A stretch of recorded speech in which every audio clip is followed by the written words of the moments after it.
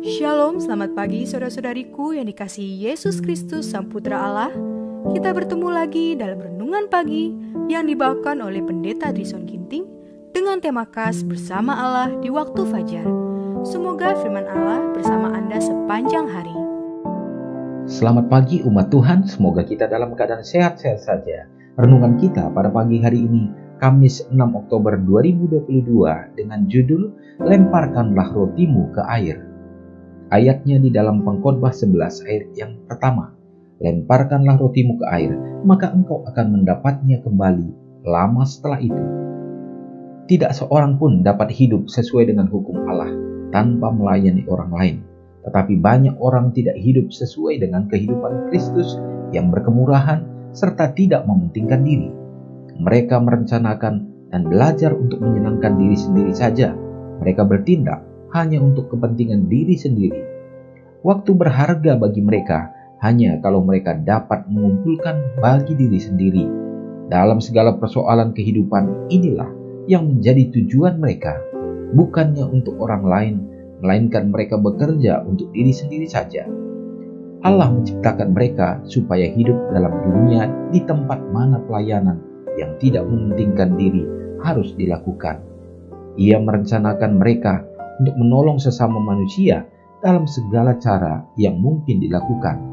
Tetapi perasaan diri sendiri terlalu besar sehingga mereka tidak dapat melihat suatu yang lain. Mereka tidak mengadakan hubungan dengan kemanusiaan.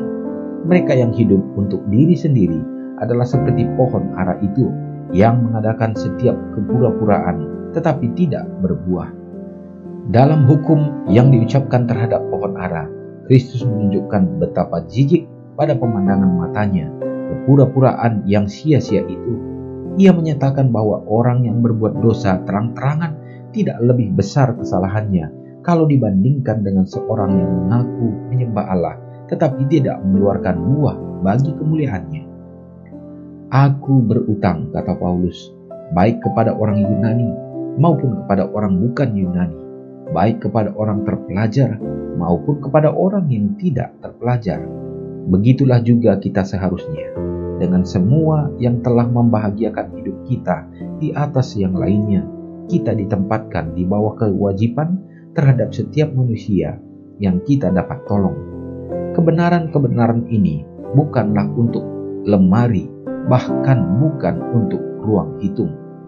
Barang-barang yang kita tangani bukanlah milik kita sendiri, dan jangan sampai bukti ini tak kelihatan lagi.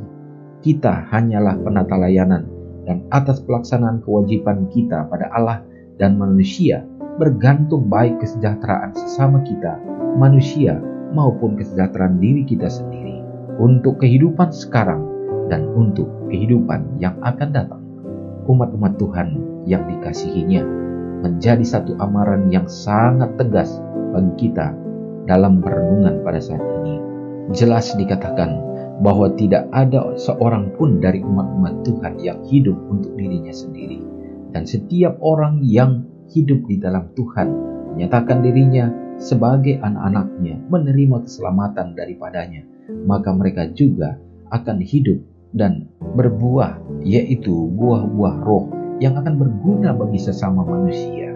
Saudaraku, harus ada perasaan yang membebani kehidupan umat-umat Tuhan pada saat melihat kehidupan kesulitan di dunia ini, sehingga sekecil apapun, maka mereka akan berbuat sesuatu untuk menjadi penolong dan juga menjadi saluran kasih.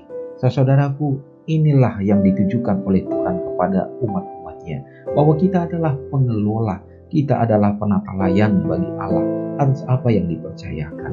Dan tentunya Allah akan meminta pertanggungjawaban atas apa yang dipercayakan kepada umat-umatnya.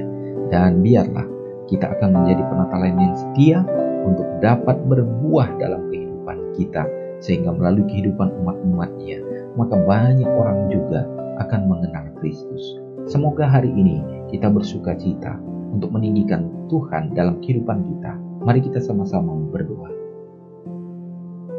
Maha besar Allah Bapa yang bertahta dalam kerajaan sorga, terima kasih ya Tuhan atas pekabaran firman Tuhan yang sungguh luar biasa menjamah hati kami ya Bapa.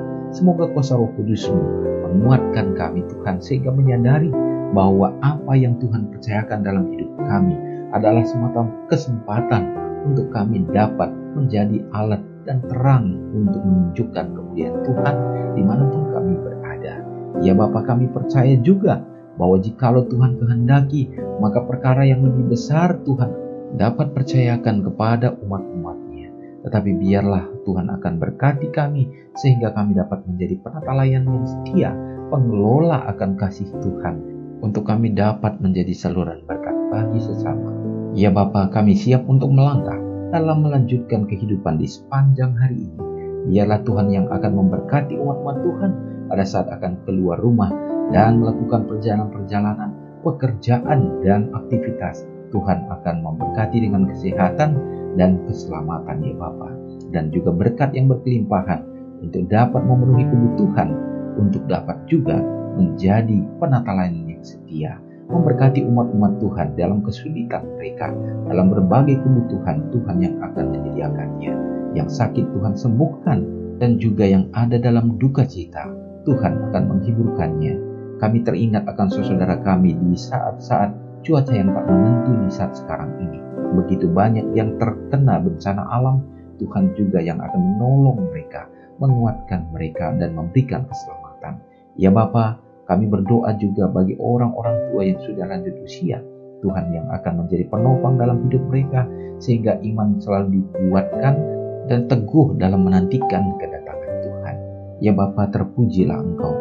Kami percaya kasih-Mu akan menjadi bagian kami di sepanjang hari ini.